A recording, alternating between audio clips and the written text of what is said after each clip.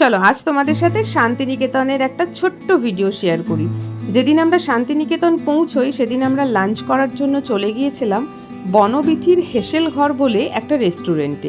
রেস্টুরেন্টটা বেশ সুন্দর লেগেছে। শুধু রেস্টুরেন্টটা সুন্দর না, এখানকার খাবারের স্বাদ অতুলনীয়, একেবারে বাড়ির খাবারের মতন। আমাদের তো দারুণ লেগেছে।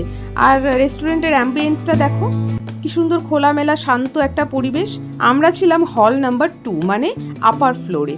হল নাম্বার 1টা ছিল সামনের ফ্লোরটাতে মানে গ্রাউন্ড ফ্লোরে ফ্রন্ট পোর্শনে।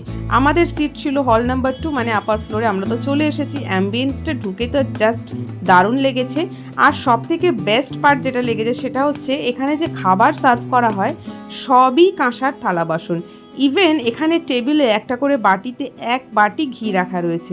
তার মানে তোমরা যত ইচ্ছে এখানে ঘি খেতে পারো। দেখো আমি এখানে জগ দিয়ে গ্লাসে জল ঢেলে খাচ্ছি, সেটাও কিন্তু কাঁসার। তো যাই হোক, এখানে থাকছে 160 রুপিসে ভেজ থালি, তাও আবার আনলিমিটেড। ভেজ থালিতে থাকছে রাইস, ডাল, বেগুন ভাজা, একটা শাক চচ্চড়ি, ফুলকপির তরকারি, আলু পোস্ত, পাঁপড়, চাটনি। আর যেহেতু আমরা পৌষ উৎসবে গিয়েছিলাম তাই খাবারের শেষ পাতে থাকছে নলেন গুড়ের পায়েস। আর এর সাথে ননভেজ তোমরা এক্সট্রা যে যার মতন অর্ডার করে নিতে পারো। চিকেন, মাটন, এগ সমস্ত কিছু রয়েছে, সেটা এক্সট্রা পড়বে। বাট 160 রুপিসে থাকছে ভেজ থালি, তাও আবার আনলিমিটেড। আমরা কিন্তু জমিয়ে খেয়েছি, আর খাবারের স্বাদ নিয়ে কোনো কথাই হবে না। সেই জন্যই তো তোমাদের সাথে এই ভিডিওটা শেয়ার না করে পারলাম না। প্রপারলি ভিডিওটা করা হয়নি, তাও ভাবলাম যতটুকুনি হয়েছে ততটুকুনি ইনফরমেশন তোমাদের সাথে শেয়ার করি। তোমরা যারা শান্তিনিকেতন যাবে, বনবিথির হেসেল ঘর একবার হলেও ভিজিট করো।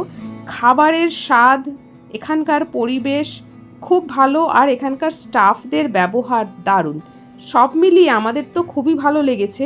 তোমাদের সাথেও ভিডিওটা শেয়ার করলাম। তোমরা শান্তিনিকেতন গেলে যদি বাঙালি খাবার খেতে চাও, সুস্বাদু বাঙালি খাবার খেতে চাও, তাহলে কিন্তু বনবিথির হেসেল ঘর রেস্টুরেন্ট একবার হলেও ভিজিট করতেই হবে।